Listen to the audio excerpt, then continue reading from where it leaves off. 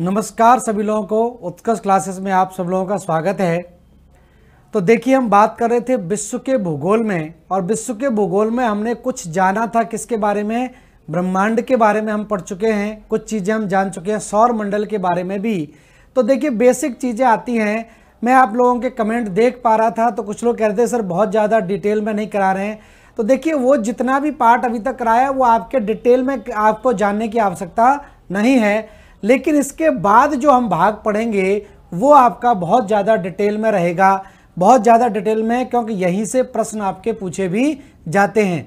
तो चाहे वो आईएएस का एग्ज़ाम आप दे रहे हो, चाहे आरएएस का एग्ज़ाम दे रहे हो, यहाँ से हर साल आपके प्रश्न पूछे जाते हैं, और यही भूगोल का असली भाग है। ध्यान रखना, कॉस्मोलॉजी वाला जो पार्ट है, ब्रह्मांड से जो चीज़ें आती हैं, वहाँ से इतने ज़्यादा प्रश्न आपके नहीं पूछे जाते। मेन आपका टॉपिक शुरू होता है कहाँ से? पृथ्वी की उत्पत्ति से शुरू होता है। तो देखिए, पृथ्वी के बारे में कुछ आंकड़े मैंने आपको बताए थे, और साथ में ही वायुमंडल वाला टॉपिक भी करवाया था, जो आपका ध्यान रखना किसका भाग है, आपका क्लाइमेटोलॉजी वाला भाग है। तो उसको हम डिटेल में उसको भी पढ़ेंगे, लेकिन कुछ चीज़ें यहाँ पर और समझने वाली हैं।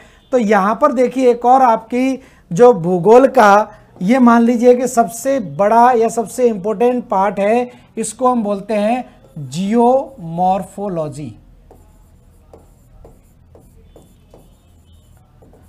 जियोमॉर्फोलॉजी कहा जाता है। तो सबसे ज़्यादा ये मान लीजिए भूगोलवेत्ताओं ने सबसे ज़्यादा योगदान दिया है किसमें? जियोमॉर्फोलॉजी में। जितने भी प्रसिद्ध पहले भी आपके जितने भी भूवैज्ञानिक हुए हैं, वो सारे के सारे क्या थे? जियोमॉर्फोलॉजिस्ट ही थे। तो जियोमॉर्फोलॉजिस्ट या जियोमॉर्फोलॉजी या भू आकृति विज्ञान जिसको कहते हैं, मतलब पृथ्वी पर जो आकृतियों का निर्माण होता है उसके अध्ययन को हम क्या बोलते हैं? भू आकृति विज्ञान कहते हैं।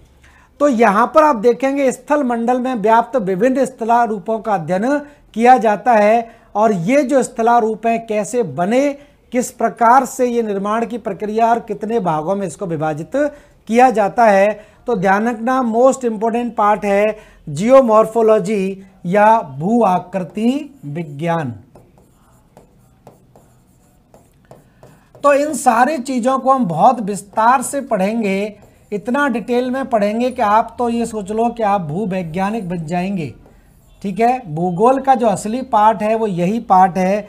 तो ध्यान रखना, भूआकृति विज्ञान प्री में तो इम्पोर्टेंट है ही, लेकिन मेंस में भी इसका बहुत बड़ा योगदान है। तो प्री और मेंस में दोनों के लिए ही ये इम्पोर्टेंट पार्ट है। ठीक है, तो प्री को हम फोकस करते हुए चलेंगे, और मेंस के लिए फिर आपका क्या होगा? आधार भी एक तैयार हो जाएगा, कॉन्सेप्ट आपका बन जाएगा, तो उसको आसानी से आप लिख भी सकते हैं। ठीक है, तो पहले जियोमॉर्फोलॉजी क्या है इसकी परिभाषा ध्यान रखते हैं। तो यहाँ पर देख लीजिए, लिख लेते हैं, भूगोल के इस खंड में, भूगोल के इस खंड में, भूगोल के इस खंड में भूपटल पर, ठीक है, भूपटल मतलब पृथ्वी की ऊपरी सतह, भूपृष्ठ। तो भूपटल पर या स्थल मंडल में, भूपटल पर या स्थल मंडल, स्थल मंडल में व्याप्त विभिन्न प्रकार की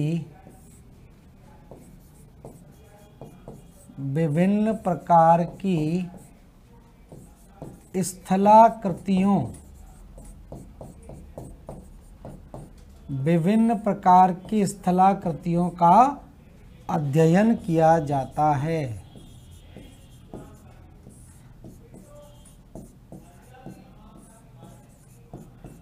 अध्ययन किया जाता है। ठीक है, अब इसके अनुसार अगर देखें तो इसके अनुसार जो स्थलाकृतियां हैं इनको क्या किया गया है? 3 श्रेणियों में विभाजित किया गया है। ठीक है, तो ध्यान रखें, निर्माण के अनुसार, निर्माण के आधार पर इन स्थलाकृतियों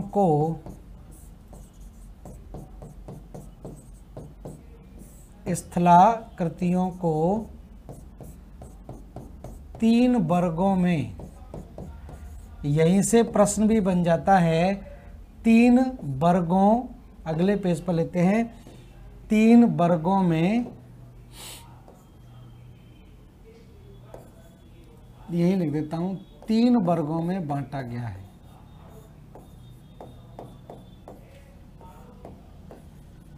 तीन वर्गों में विभाजित किया गया है, विभाजित किया गया है।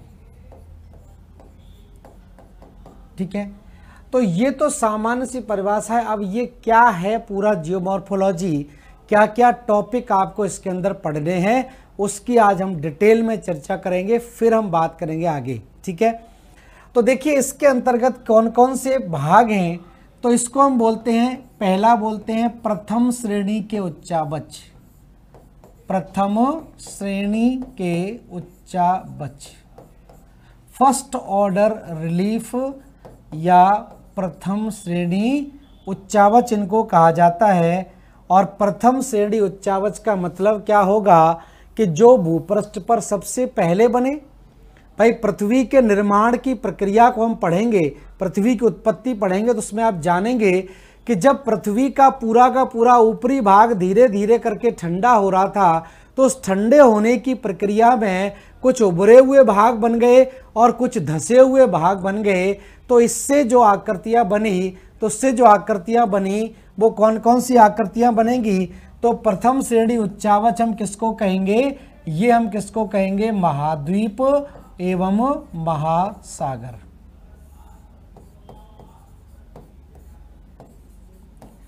तो महाद्वीप और महासागर आपके किस में आ जाएंगे, प्रथम श्रेणी उच्चावच के बारे में आपके आएंगे। तो महाद्वीप और महासागर मतलब भूपृष्ठ पर सबसे पहले बनने वाली स्थलाकृतियां। अब हम बात करें द्वितीय श्रेणी के उच्चावच, दूसरी कैटेगरी इसमें आएगी कौन सी, द्वितीय श्रेणी उच्चावच।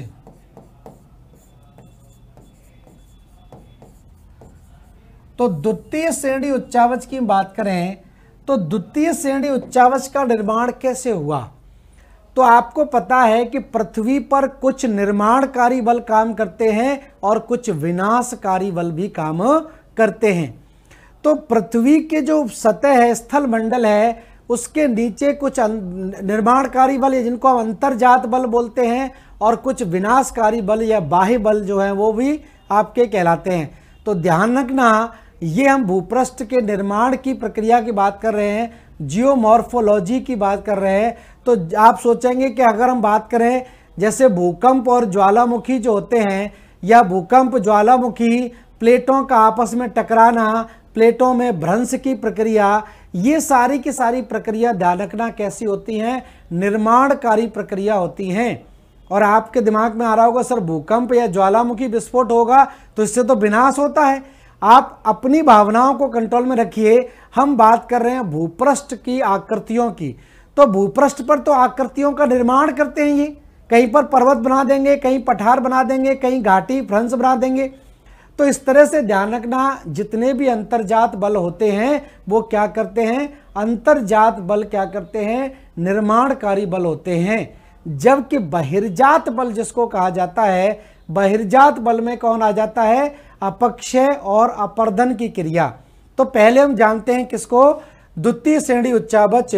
और द्वितीय श्रेणी उच्चावच का निर्माण किसके आधार पर होता है, तो इसका निर्माण ध्यान रखना अंतर्जात बलों के कारण होता है।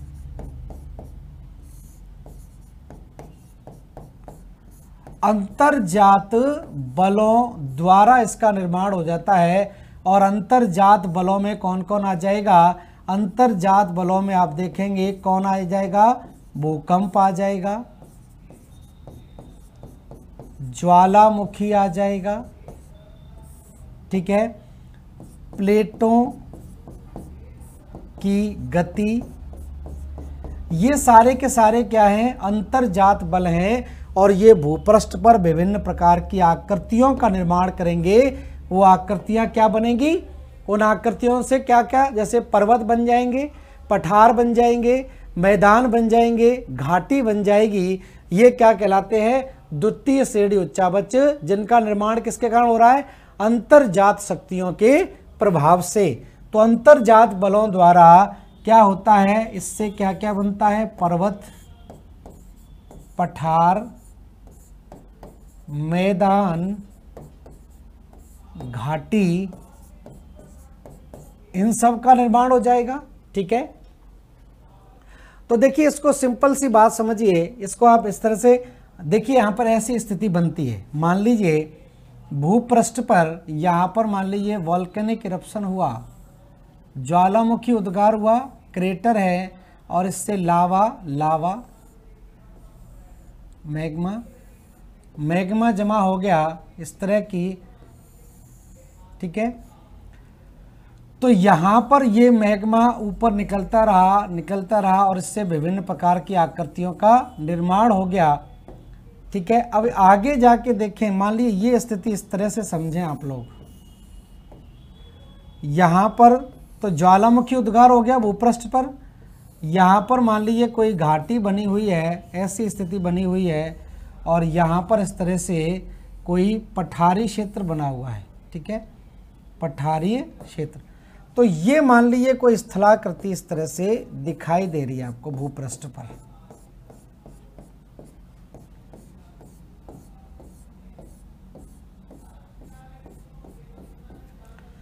ठीक है, तो यहां पर आप देखिए ये अंतर्जात बल काम किए, अंतर्जात बल यहां पर काम कर रहे हैं, और इस अंतर्जात बलों के कारण यहां पर क्या बन गया? ज्वालामुखी पर्वत बन गया। यहां पर क्या बन गया है? ये ज्वालामुखी पर्वत बन गया, ज्वालामुखी पर्वत। ठीक है, तो ये किसके कारण बन रहा है? अंतर्जात शक्तियों के कारण बन रहा है, अंतर्जात बलों द्वारा या अंतर्जात शक्तियों के द्वारा इसका निर्माण हो रहा है। और ये मान लीजिए कोई पठार है, पठार आप समझते हैं क्या होता है? समतल मैदानी भाग, उठा हुआ मैदानी भाग क्या कहलाता है? पठार कहलाता है। ठीक है, ये तो अंतर्जात क्रिया है, अंतर्जात क्रियाओं के कारण चाहे पठार बन गया है, चाहे इधर की तरफ पर्वत का निर्माण हो गया है। लेकिन बहिर्जात बलों की बात होती है, बाह्य शक्तियों की बात होती है। तो बाह्य शक्तियों की हम बात करें, बाह्य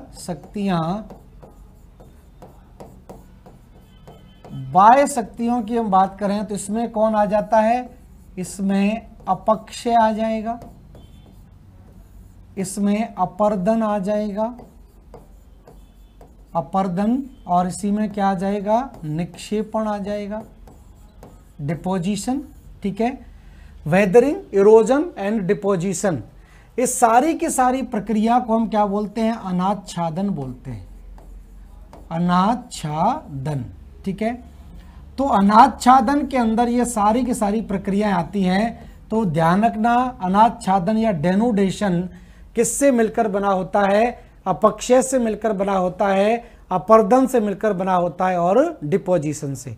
क्या होता है अपक्षय या वेदरिंग?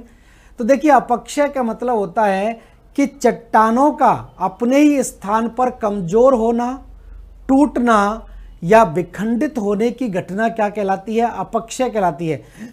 मतलब अपने ही स्थान पर चट्टानें बाहरी कारकों के द्वारा, चाहे वो तापमान के द्वारा, चाहे वो दाब के द्वारा, चाहे वो रासायनिक क्रियाओं के द्वारा, अगर अपने ही स्थान पर चट्टानें क्या हो रही हैं? कमजोर हो रही हैं, टूट रही हैं या विखंडित हो रही हैं, तो वो घटना अपक्षय कहलाती है। लेकिन ये जो अपक्षयित पदार्थ हैं, ये जो विखंडित अवसाद हैं, अगर वो स्थानांतरित हो जाते हैं, मतलब एक स्थान से दूसरे स्थान पर शिफ्ट हो जाते हैं, तो ये घटना क्या कहलाती है? अपर्दन की घटना कहलाती है।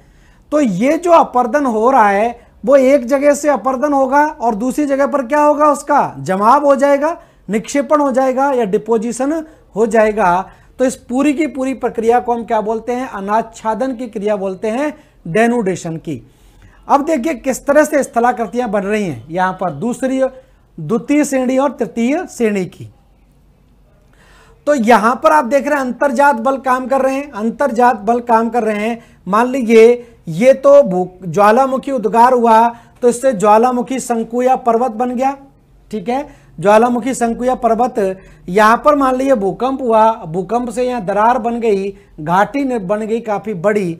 और आपको पता है कि जो अपर्दन की क्रिया होती है वो किन किन कारणों से हो जाती है। जैसे मान लीजिए यहां पर जब ज्वालामुखी उद्गार होते हैं तो भारी मात्रा में जलवाष्प निकलता है।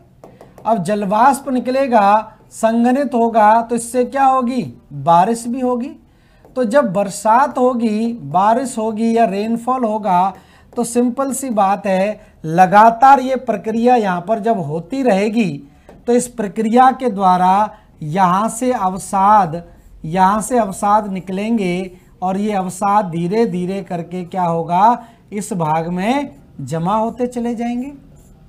यहाँ से भी बरसात होगी तो यहाँ से भी अवसाद आएंगे और ये अवसाद धीरे धीरे करके क्या होगा, इसमें जमते चले जाएंगे।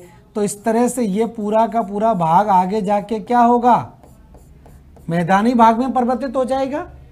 तो सिंपल सी बात है, अंतर्जात बल कैसे बल होंगे, निर्माणकारी बल होंगे। लेकिन बहिर्जात बल क्या होते हैं, संतुलन की अवस्था लाने की कोशिश करते हैं। बहिर्जात बल वो जो ऊंचे ऊंचे पर्वत बने हैं उनको अपर्दित करते हैं धीरे धीरे करके और उसको क्या करते हैं, समतल करने का काम करते हैं। तो उम्मीद है क्लियर हुआ होगा क्या स्थिति बनती है। तो ध्यान रखना, अंतर्जात बल जितने भी होते हैं इसको ध्यान रखना, नोट कर लेना। दो तरह के बल काम कर रहे हैं पृथ्वी पर, दो तरह के बल काम करते हैं। एक अंतर्जात बल और दूसरे क्या कहलाते हैं, बहिर्जात बल, ठीक है, बहिर्जात बल। तो जो अंतर्जात बल हैं वो तो आप जानेंगे क्या क्या है और बहिर्जात बल कहाँ पर क्या है।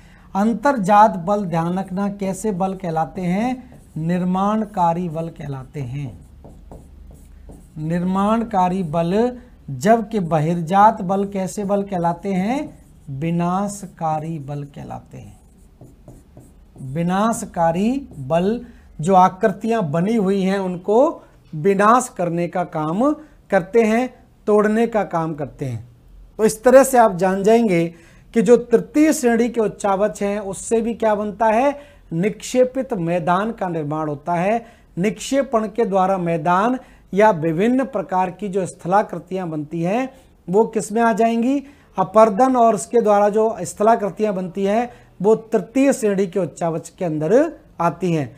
चाहे वो नदी के द्वारा बने, चाहे पवन के द्वारा, हिमानी के द्वारा, सागरीय तरंगों के द्वारा या किसी भी अन्य और कारणों के द्वारा या भूमिगत जल के कारण ही बने, तो वो किस में आ जाएगी, तृतीय श्रेणी के उच्चावच के अंदर आती है।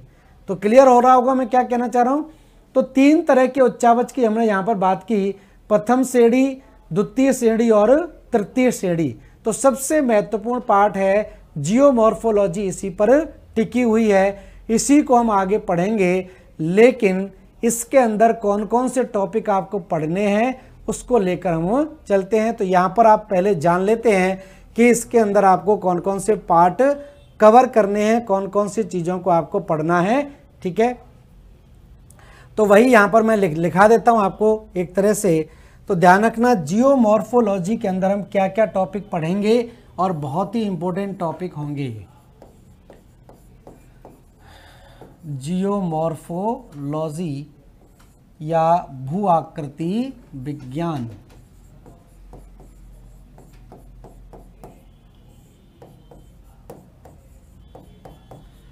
तो भू आकृति विज्ञान में कौन कौन से टॉपिक आपके होंगे उनकी देखिए मैं यहाँ पर बात करूँ तो मेन टॉपिक देखिए क्या है। सबसे पहले तो हम पढ़ेंगे क्या, पृथ्वी की उत्पत्ति।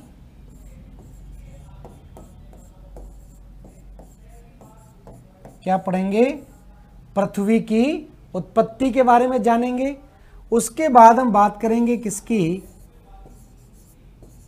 भूगर्भिक समय सारणी। भूगर्भिक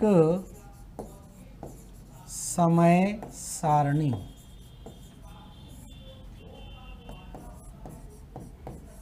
भूगर्भिक समय सारणी या geological time scale. Geological time scale बहुत इंपॉर्टेंट है, मेंस में भी आपका आता है और प्री में भी इससे प्रश्न पूछे जाते हैं। और इसको ज़्यादातर बच्चे क्या करते हैं, या ये कहें ज़्यादातर टीचर भी जो है वो मेन फैक्ट लिखाते हैं और बाहर निकल जाते हैं। तो ध्यान रखना, जियोलॉजिकल टाइम स्केल से किस तरह से आप प्री में और किस तरह से मुख्य परीक्षा में क्वेश्चंस को बहुत आसान बना सकते हैं, अच्छा आंसर लिख सकते हैं। क्योंकि इस पार्ट में ना तो कोई किताब है इसको ठीक ढंग से एक्सप्लेन कर पाती है, और ना ही मैंने देखा है कोई टीचर इसको ठीक ढंग से एक्सप्लेन करता है। तो भूगर्भिक समय सारणी को मैं बहुत विस्तार से आपको पढ़ाऊंगा डिटेल में, कि आपको एक ही बार में पूरे के पूरे पार्ट इसके याद हो जाएंगे, सीधा ही एग्जाम में प्रश्न पूछा जाता है। तो ध्यान रखना, हम बात करेंगे किसकी, जियोलॉजिकल टाइम स्केल की। तो भूगर्भिक समय सारणी ध्यान रखना, प्री के लिए तो इम्पोर्टेंट है ही, मेंस के लिए ये बहुत महत्वपूर्ण है। मेंस में सीधा सीधा लिखा हुआ है और इससे सीधा प्रश्न भी पूछा जाता है। तो दोनों में, पहले ये केवल सिविल सर्विसेज में ही हुआ करती थी, आईएएस के जीएस के पेपर में ये केवल जुड़ी हुई थी, लेकिन इसको अब राजस्थान के सिलेबस में भी, आरएएस के सिलेबस में भी जोड़ दिया गया है। तो इसको आप ध्यान रखें, इसको हम ठीक ढंग से पढ़ेंगे डिटेल में। आप कोई भी पेपर उठा के देख लीजिए, इससे प्रश्न आपका जरूर पूछा जाता है, ठीक है। उसके बाद हम बात करेंगे तीसरा पार्ट, जिसमें हम पढ़ेंगे पृथ्वी की आंतरिक संरचना। पृथ्वी की आंतरिक संरचना।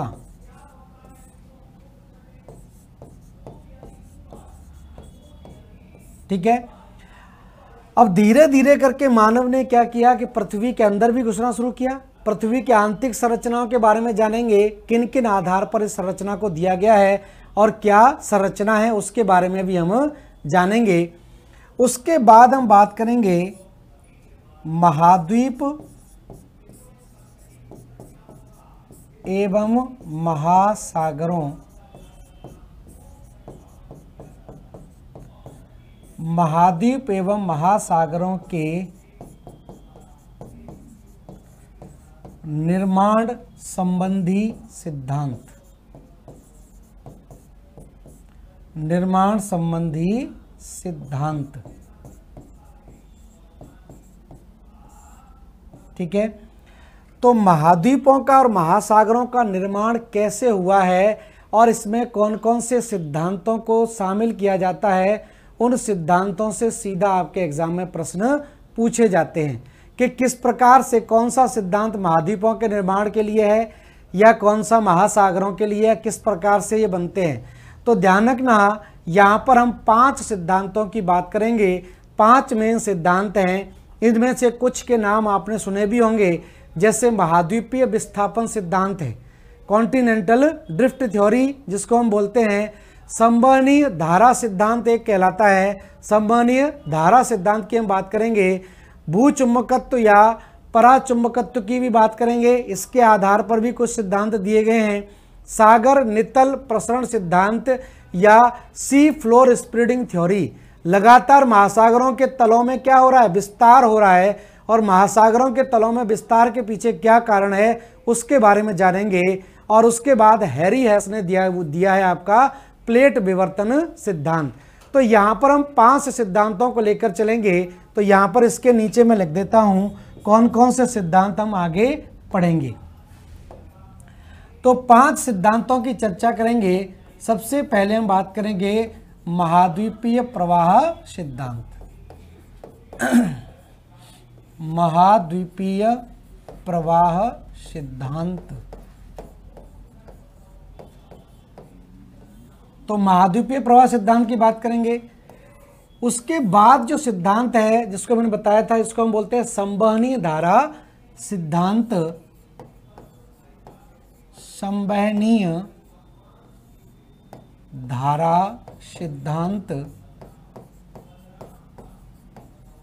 संवहनीय धारा सिद्धांत, चुंबकत्व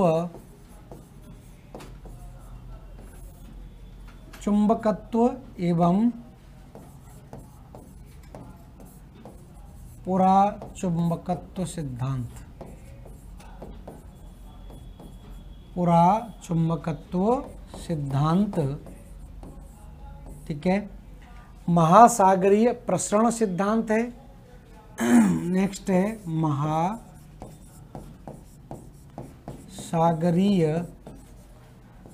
नितल प्रसरण सिद्धांत, प्रसरण सिद्धांत। और उसके बाद हम बात करेंगे किसकी, प्लेट विवर्तन सिद्धांत, प्लेट विवर्तन सिद्धांत, ठीक है। तो किस प्रकार से महाद्वीपों का निर्माण हुआ, किस प्रकार से महासागरों का निर्माण हुआ, पर्वत श्रृंखलाओं का निर्माण हुआ, भ्रंश का निर्माण हुआ तो ये सारी चीजों के बारे में हम अध्ययन करेंगे इन सिद्धांतों के द्वारा। तो महाद्वीप और महासागरों के निर्माण संबंधी सिद्धांतों में 5 सिद्धांत आपको जरूर पढ़ने हैं। इनके सिद्धांतों के प्रतिपादकों के नाम भी सीधे पूछ लिए जाते हैं सुमेलित करने के लिए, ठीक है। तो इतना क्लियर है। अब इसके बाद हम और पार्ट इसमें आगे पढ़ेंगे, सिद्धांत, ठीक है। और इसमें क्या क्या अभी पार्ट है, अभी तो आपका जियोमॉर्फोलॉजी यहाँ समाप्त नहीं हुआ है, ध्यान रखना। अब जब हम आंतरिक संरचना के बारे में बात करेंगे तो आंतरिक संरचना में हम क्या पढ़ेंगे, देखिए आगे आंतरिक संरचना के बाद जो अगला पार्ट आपका आएगा उसमें हम पढ़ेंगे क्या, ज्वालामुखी। तो ज्वालामुखी पढ़ेंगे, ज्वालामुखी के प्रकार या ज्वालामुखी उद्गार कैसे होता है, भूकंप के बारे में हम जानेंगे, भूकंपीय तरंगों के बारे में जानेंगे।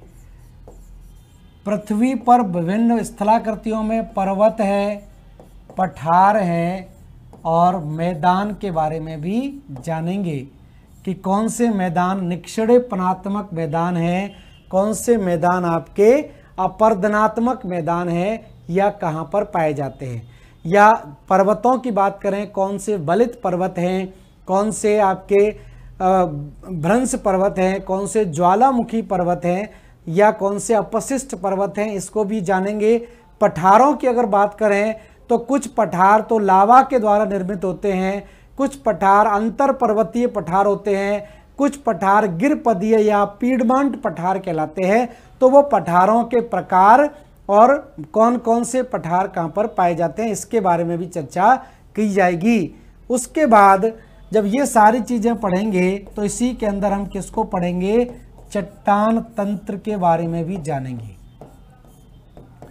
चट्टानों का निर्माण किस तरह से होता है और चट्टानों की क्या क्या विशेषताएं होती हैं, कहाँ पर कौन सी चट्टानें पाई जाती हैं, क्योंकि चट्टानें के द्वारा ही हम पृथ्वी की आयु का भी पता लगाते हैं, उसी आधार पर तो हमने लगाया है पता, ठीक है। और उसके बाद हम बात करें तो यहाँ पर हम बात करेंगे किसकी, अपक्षय और अपर्दन की भी बात की जाएगी, अपक्षय तथा अपर्दन। तो अपक्षय और अपर्दन की बात भी यहाँ पर करेंगे। और उसके बाद हम बात करेंगे विभिन्न स्थलाकृतियों की, ठीक है।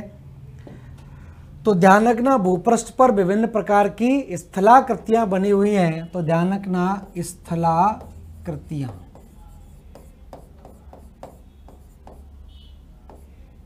स्थलाकृतियां। तो ये स्थलाकृतियां जो हैं वो किसके कारण बनी हुई हैं उसकी बात करेंगे।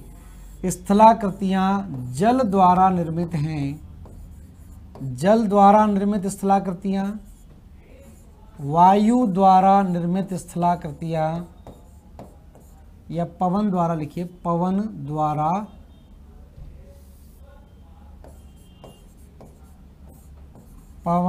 द्वारा निर्मित स्थलाकृतियां, भूमिगत जल द्वारा निर्मित स्थलाकृतियां, भूमिगत जल द्वारा निर्मित स्थलाकृतियाँ। और अगर हम बात करें भूमिगत जल के अलावा तो सागरीय तरंगों द्वारा, सागरीय तरंगों द्वारा निर्मित स्थलाकृतियाँ। और अगर हम बात करें हिमानियों द्वारा, हिमानियों द्वारा, तो ये आपका इतना पार्ट आता है किसके अंदर, जियोमॉर्फोलॉजी के अंदर। तो जियोमॉर्फोलॉजी में आपको क्लियर हो गया होगा क्या क्या चीज़ें हमको पढ़नी हैं। तो देखिए द्वारा मैं आपको इसको एक बार फिर से बता दूं, क्लियर हो जाएगा। यहाँ तो हमने जाना क्या इसकी परिभाषा है, सिंपल सी बात है, इसके नाम से ही आपको पता चल रहा है कि भूपृष्ठ पर पाई जाने वाली विभिन्न स्थलाकृतियों का जब अध्ययन करेंगे तो इसी को हम क्या बोल देंगे, भू आकृति विज्ञान बोल देंगे। अब भू आकृति विज्ञान को देखें तो इसमें 3 प्रकार के निर्माण दिखाई देते हैं, 3 प्रकार की स्थलाकृतियां हैं। एक कहलाती है प्रथम श्रेणी उच्चावच या फर्स्ट ऑर्डर रिलीफ फीचर्स, जिनका निर्माण भूपृष्ठ के निर्माण की प्रक्रिया के साथ हुआ है। तो भूपृष्ठ की निर्माण की प्रक्रिया के साथ हुआ है तो ये आपके इसमें आ जाते हैं महाद्वीप और महासागर आ जाएंगे। उसके बाद जो द्वितीय और तृतीय श्रेणी के उच्चावचों का निर्माण हुआ है, ये पृथ्वी पर विभिन्न प्रकार के निर्माणकारी बलों के कारण हुआ है। तो पृथ्वी पर कुछ आंतरिक बल काम करते हैं और पृथ्वी के ऊपरी सतह पर कुछ बाहरी बल काम करते हैं। तो आंतरिक बलों के कारण विभिन्न प्रकार की स्थलाकृतियों का निर्माण होता है और बाहरी बल उन स्थलाकृतियों को मिटाने का काम करते हैं, समाप्त करने का काम करते हैं। तो यहाँ पर इस तरह से मैंने आपको बताया था कि आंतरिक बलों के कारण भूपृष्ठ पर स्थलाकृति बन रही है और बहिर्जात बलों के कारण ये स्थलाकृति क्या होती है, आपकी समाप्त होती है। या ये कहें कि बहिर्जात बल क्या करते हैं, भूपृष्ठ पर संतुलन लाने का काम करते हैं, संतुलन लाने का काम करते हैं। मान लीजिए एक जगह अंतर्जात बल के कारण ऊंचा पर्वत बन गया, अब वो ऊंचा पर्वत बन गया है तो एक जगह पर ज़्यादा भार हो गया, ठीक है, और दूसरी जगह पर भार कम हो गया। तो ये जो बाहरी बल हैं, अपक्षय और अपर्दन की जो क्रिया है, उसको धीरे धीरे काट कर क्या करेगी, समुद्र में जमा करेगी। तो इस तरह से एक चक्र बनता है, उसकी हम बात करेंगे आगे। तो ये स्थिति बनती है। तो अंतर्जात बल कैसे बल होते हैं, निर्माणकारी बल होते हैं, और बहिर्जात बल विनाशकारी बल होते हैं। तो ध्यान रखना, ये स्थिति आपको ध्यान रखनी है। अंतर्जात बलों को कभी भी आप विनाशकारी बल मत बताइए, क्योंकि हमको ये लगता है कि अंतर्जात बलों में भूकंप और ज्वालामुखी आते हैं तो इससे तो विनाश होता है। लेकिन हम बात किसकी कर रहे हैं, स्थलाकृतियों के निर्माण की बात कर रहे हैं। हमारे घरों का या इनका तो विनाश होता ही है, घरों को तोड़ देते हैं भूकंप और ज्वालामुखी। लेकिन हम घरों की बात नहीं कर रहे, हम किसकी बात कर रहे हैं, भूपृष्ठ पर विभिन्न प्रकार की आकृतियों की बात कर रहे हैं।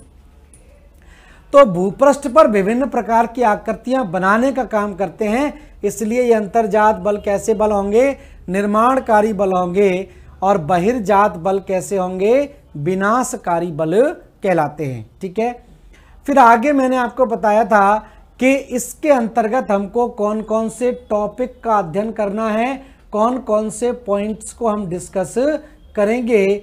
तो ये टॉपिक्स मैंने इसलिए आपको लिखवा दिए हैं कि आप लोगों की कंप्लेन रहती है कि सर आप डीपली नहीं पढ़ाते, तो अब हम इतना डीपली पढ़ाएंगे कि आपको भूगोल के विषय में बहुत ज़्यादा जानकारी हो जाएगी, जो मेंस में भी आपके काम आएगी प्री के अलावा। ठीक है, तो देखिए यहाँ पर हम बात करेंगे पहले पृथ्वी की उत्पत्ति। तो पहले मेन चीज़ जानेंगे कि पृथ्वी की उत्पत्ति कैसे हुई है, कौन कौन से सिद्धांत इसमें दिए गए हैं, उन्हीं सिद्धांतों से सीधा प्रश्न पूछा जाता है। मेंस में डिटेल में पूछते हैं, लेकिन केवल प्री में आपसे पूछा जाता है कि पृथ्वी की उत्पत्ति के संबंध में चिरसम्मत सिद्धांतों को बताइए या आधुनिक सिद्धांतों को बताइए। तो ये हम जानेंगे इसके अंदर। उसके बाद हम बात करेंगे, मोस्ट इंपोर्टेंट पार्ट है भूगर्भिक समय सारणी के बारे में। फिर हम बात करेंगे पृथ्वी की आंतरिक संरचना, फिर हम महाद्वीपों एवं महासागरों के निर्माण संबंधी सिद्धांतों की यहाँ पर बात करेंगे। तो इसमें 5 सिद्धांतों का अध्ययन हम करेंगे, जिसमें आपके आते हैं महाद्वीपीय प्रवाह सिद्धांत, ठीक है। कॉन्टिनेंटल ड्रिफ्ट थ्योरी, सम्मानीय धारा सिद्धांत, चुंबकत्व एवं पुरा चुंबकत्व सिद्धांत, महासागरीय नितल प्रसरण सिद्धांत और प्लेट विवर्तन सिद्धांत इसके अंदर आता है। और उसके बाद मैंने आपको बताया कि इसके बाद कौन कौन से पार्ट बचे, तो हम पढ़ेंगे यहाँ पर ज्वालामुखी के बारे में, हम पढ़ेंगे यहाँ पर भूकंप के बारे में, हम पढ़ेंगे पृथ्वी पर कौन कौन से प्रमुख पर्वत हैं, तो पर्वतों के प्रकार और उनकी अवस्थिति, पठारों के प्रकार और उनकी अवस्थिति, मैदानों के प्रकार और उनकी अवस्थिति कहाँ कहाँ पर है, उसके बारे में भी यहाँ पर जानेंगे। और उसके बाद अपक्षय और अपर्दन किस किस प्रकार से होता है और इनके द्वारा जो निर्माण से विभिन्न प्रकार की स्थलाकृतियाँ बनती हैं, चाहे वो वायु के द्वारा बने, पवन के द्वारा, चाहे वो जल के द्वारा, चाहे हिमालयों के द्वारा, भूगर्भिक जल के द्वारा या सागरीय तरंगों के द्वारा। तो ये था आपका जियोमॉर्फोलॉजी का एक इंट्रोडक्शन, एक हमने इसका शुरुआती नोट आपको दिया। अब हम शुरुआत कर देते हैं टॉपिकों की, टॉपिक को ले लेते हैं। तो पहले हम बात करते हैं पृथ्वी की उत्पत्ति, ओरिजिन ऑफ द अर्थ। तो यहां से हम ले लेते हैं origin of the earth. Origin of earth, पृथ्वी की उत्पत्ति।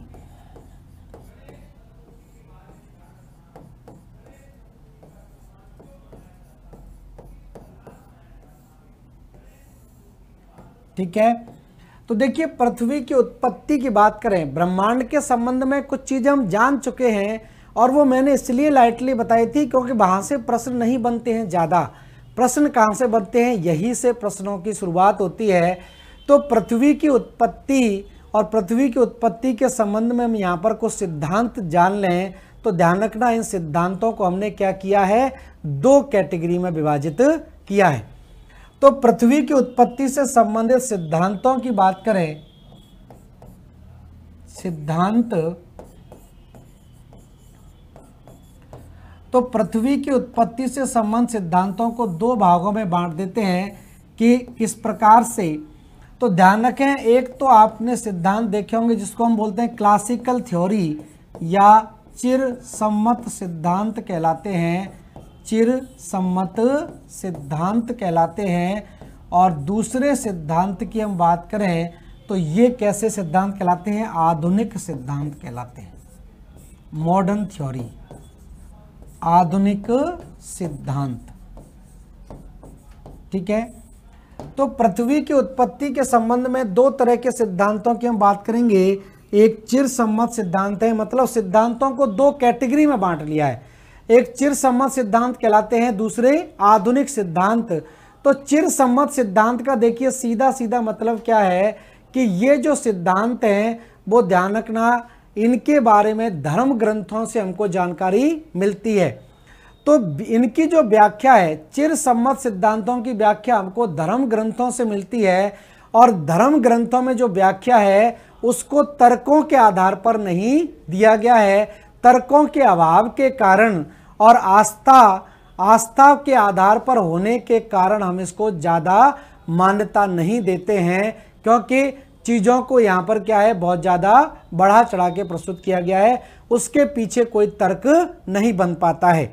तो इसलिए हम इसको क्या बोलते हैं, ज़्यादा मान्यता नहीं देते हैं, चिर सम्मत सिद्धांत कहलाता है। तो देखिए चिर सम्मत सिद्धांत को आप यहाँ पर एक लाइन में लिख लीजिए। तो लिख लें, चिर सम्मत सिद्धांत की व्याख्या, चिर सम्मत सिद्धांतों की व्याख्या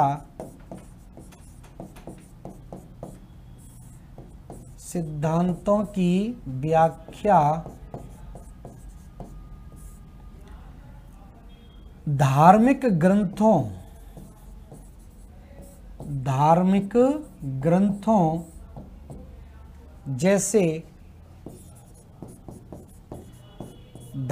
ग्रंथों जैसे पुराण, बाइबल, कुरान आदि। ठीक है। तो इनकी जो व्याख्या वो कहाँ पर मिलती है? धार्मिक ग्रंथों के अंदर मिलती है और आस्था आधारित और तर्कों के अभाव में। ठीक है, तो ध्यान रखना इसमें आस्था आधारित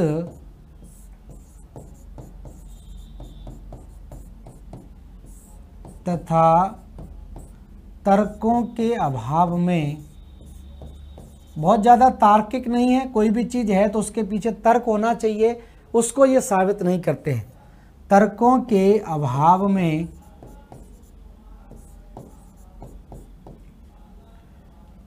मान्यता नहीं।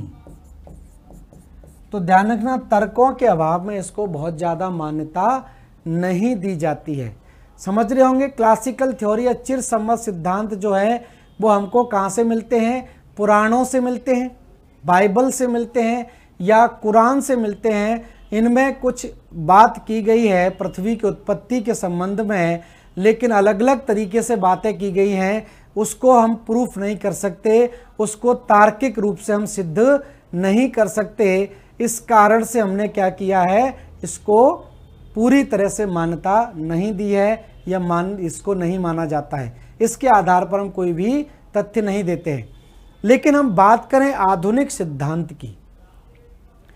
अब जो आधुनिक सिद्धांत में मतलब कुछ सिद्धांत या संकल्पनाएं दी गई हैं जो तार्किक रूप से सही मानी जाती हैं, जो रीजनेबल मानी जाती हैं, उसको दो वर्गों में बांट लिया गया है। इसके लिए क्या बन जाते हैं? दो वर्ग आपके बन जाते हैं। एक अद्वैतवादी सिद्धांत कहलाता है, दूसरा द्वैतवादी सिद्धांत कहलाता है। ठीक है, तो ध्यान रखना, अद्वैतवादी सिद्धांत का मतलब है कि जो पृथ्वी है या हमारा जो ब्रह्मांड है, उस सौर मंडल सहित जो पूरा का पूरा हमारा ब्रह्मांड है, उसका निर्माण एक आकाशीय पिंड से हुआ है। किससे हुआ है? एक से। तो अद्वैतवादी क्या है? मोनोथिस्टिक हैं, एक से ही मानते हैं, एक तारे से ही इसको मानते हैं, तो इसको एक तारक परिकल्पना भी कहा जाता है। ठीक है, लेकिन जो द्वैतवादी सिद्धांत वाले हैं उनका ये मानना है कि पूरे के पूरे ब्रह्मांड का जो निर्माण हुआ है, जिससे हमारा सौर मंडल भी बना हुआ है, वो दो तारों के मिलन से हुआ है, दो तारों के आपस में जुड़ने से पूरे ब्रह्मांड का निर्माण हुआ है। तो इस आधार पर इसको अद्वैतवादी और द्वैतवादी सिद्धांत में बांटा गया है। ठीक है, इस तरह से हम इसको लेते हैं, तो इसको लिख लीजिए साथ साथ में ही।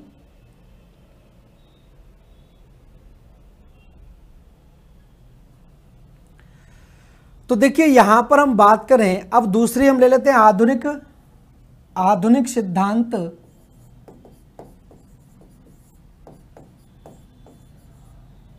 आधुनिक सिद्धांत। तो देखिए आधुनिक सिद्धांत को दो वर्गों में बांट दिया है। लोगों के विचारों के आधार पर इसको दो वर्गों में बांट देते हैं। एक कहलाता है अद्वैतवादी सिद्धांत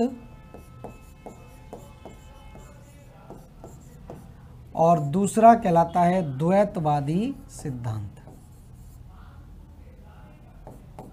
द्वैतवादी सिद्धांत, ड्यूलिस्टिक।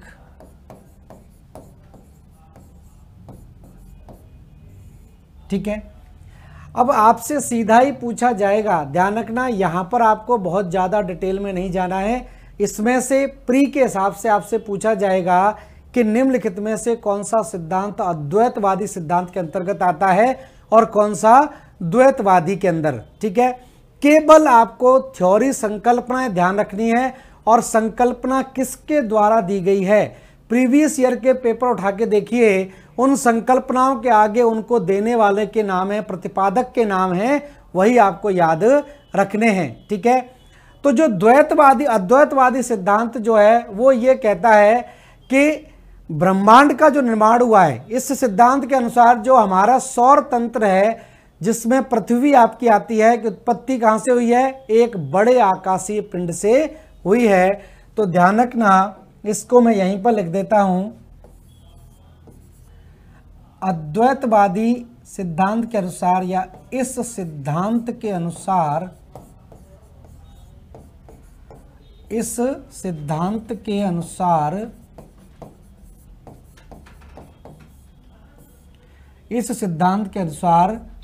सौर तंत्र तथा पृथ्वी की उत्पत्ति, सौर तंत्र तथा पृथ्वी की उत्पत्ति एक ही आकाशीय पिंड से हुई है, या एक ही तारे से हुई है, एक ही आकाशीय पिंड से हुई है। ठीक है, ये मानना है। इन्होंने कहा कि एक ही तारे से हुई, इसलिए को एक तारक सिद्धांत भी बोलते हैं। ठीक है, और इसमें 3 सिद्धांत आपके आते हैं। 3 सिद्धांतों की बात करेंगे। एक गैसीय संकल्पना आती है, एक निहारिका संकल्पना आती है, और एक आपकी बिग बैंग थ्योरी आती है, बिग बैंग थ्योरी। तो बिग बैंग थ्योरी ने भी आपने देखा होगा, जो सबसे ज़्यादा मान्य मानी जाती है, उसने भी देखा था कि विस्फोट के कारण हुआ है पूरा का पूरा रीजन। तो ये पृथ्वी की उत्पत्ति के संबंध में भी बिग बैंग थ्योरी आपकी मान्य मानी जाती है। तो ध्यान रखना, इसमें 3 सिद्धांत आते हैं।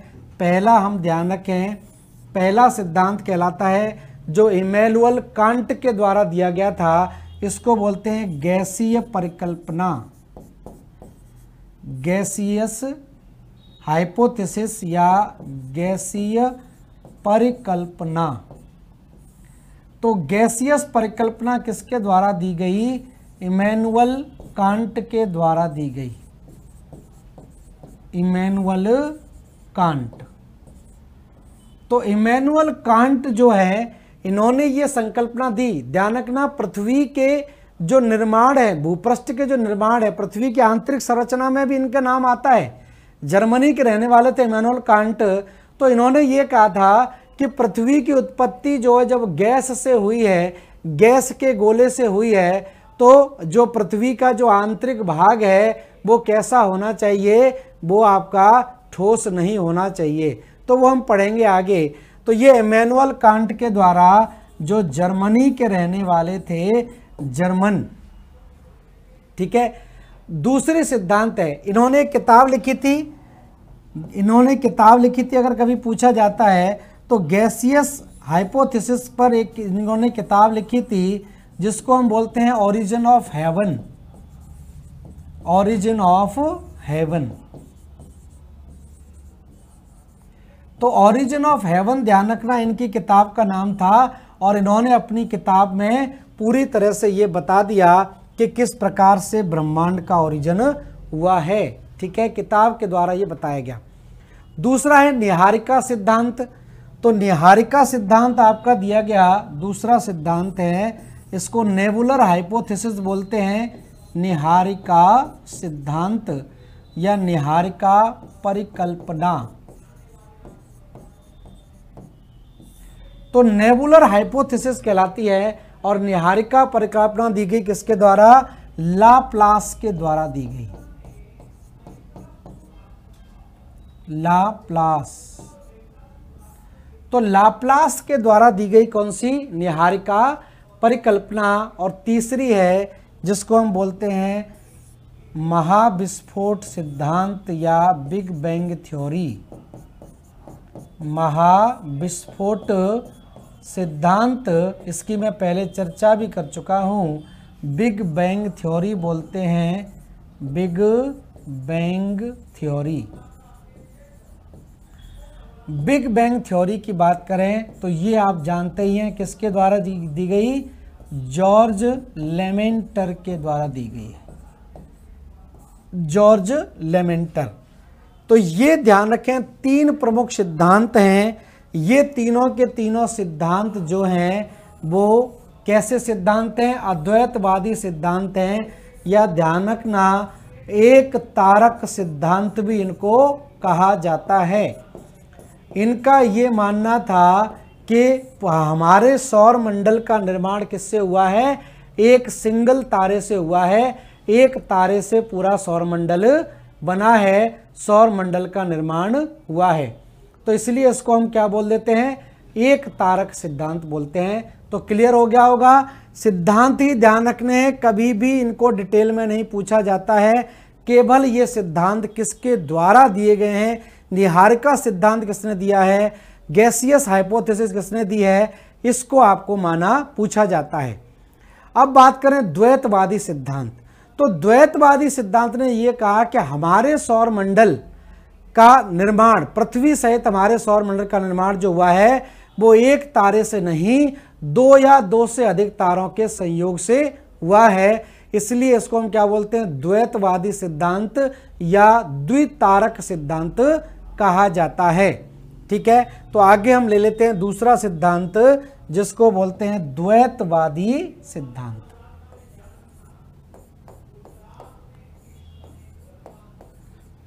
द्वैतवादी सिद्धांत,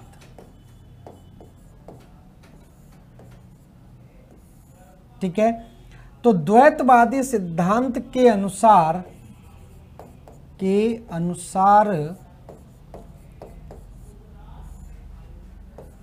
सौर मंडल सहित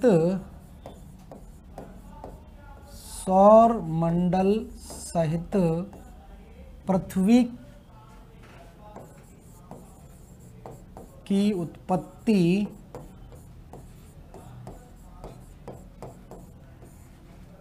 एक तारे से नहीं बल्कि दो या दो से अधिक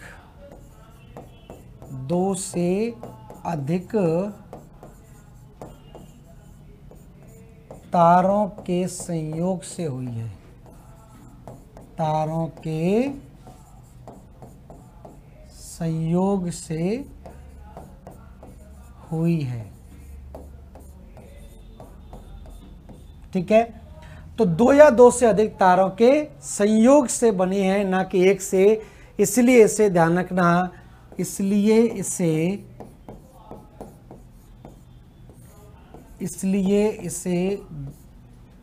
द्वैतवादी या द्वितारक सिद्धांत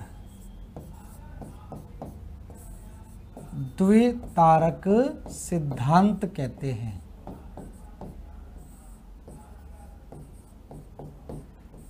द्वितारक सिद्धांत कहते हैं। ठीक है, मैं आपसे बार बार कह रहा हूं कि केवल सिद्धांतों के नाम याद रखने हैं, डिटेल में आपको नहीं पढ़ना है। डिटेल में अगर आप पढ़ना भी चाहते हैं मेंस के हिसाब से, तो एनसीईआरटी की किताब उठा लीजिए, उसमें बहुत अच्छे तरीके से इनकी कहानियां दे रखी हैं कि किस प्रकार से उसने गैस बताया, उसने निहारिका बताया, वो आपको पता चल जाएगा।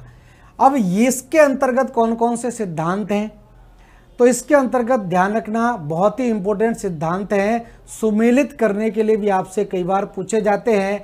तो सबसे पहले एक संकल्पना यहाँ पर दी गई, इसको बोलते हैं ग्रहाणु संकल्पना। और ग्रहाणु संकल्पना किसके द्वारा दी गई, चैम्बरलिन और मोल्टेन।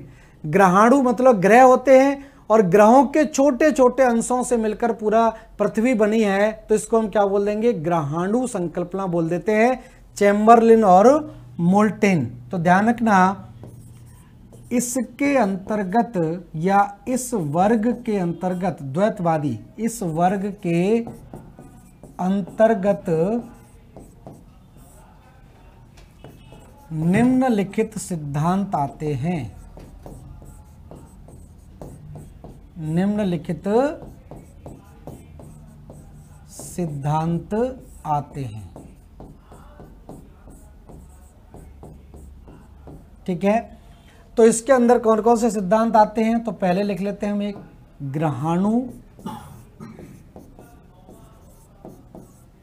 ग्रहाणु परिकल्पना। ग्रहाणु परिकल्पना किसके द्वारा दी गई, चैम्बरलिन तथा मोल्टन।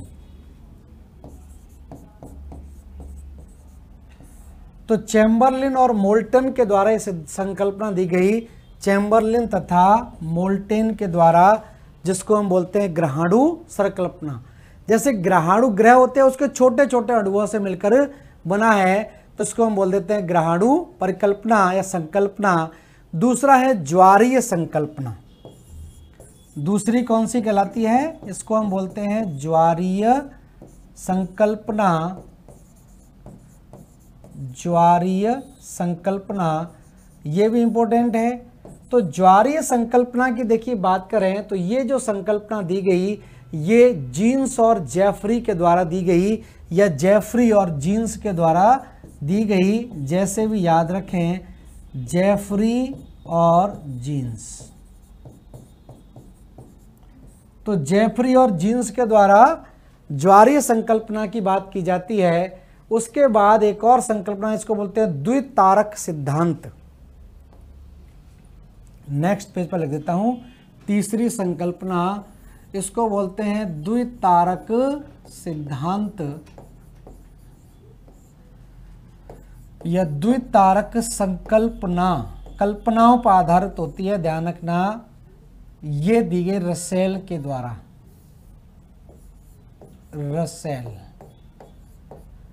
रसेल के द्वारा यह संकल्पना दी गई, जिसको बोलते हैं द्वितारक संकल्पना। विद्युत चुंबकीय संकल्पना, इलेक्ट्रोमैग्नेटिक हाइपोथेसिस। विद्युत चुंबकीय संकल्पना, तो ये ऑफ वेन के द्वारा दी गई। ऑफ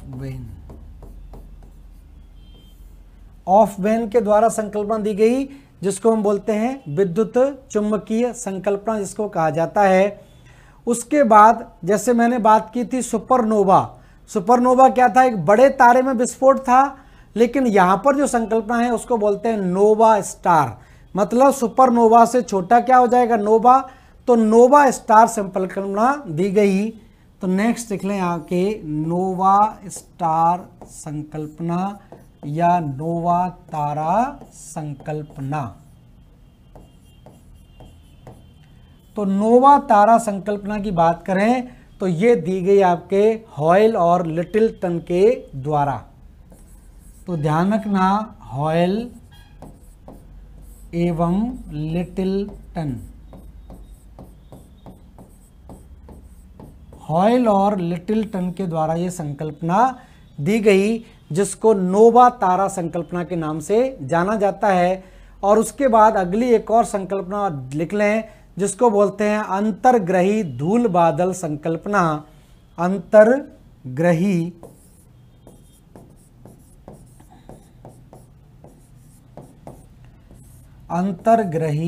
धूल बादल संकल्पना। और ये दी गई किसके द्वारा? ऑटो श्मिड के द्वारा। ऑटो श्मिड। तो ये ध्यान रखें, ये 6 संकल्पना आपको ध्यान रखनी है। ये किससे संबंधित हैं? द्वैतवादी सिद्धांतों से। तो सीधा आपको ध्यान रखना, यही चीजें याद रखनी है, इन्हीं संकल्पनाओं को आपको ध्यान रखना है। तो आज समय कंप्लीट हो रहा है। नेक्स्ट क्लास में मैं आपको करवाऊंगा जियोलॉजिकल टाइम स्केल के बारे में। तो धन्यवाद सभी लोगों को जुड़ने के लिए। थैंक यू, नमस्कार।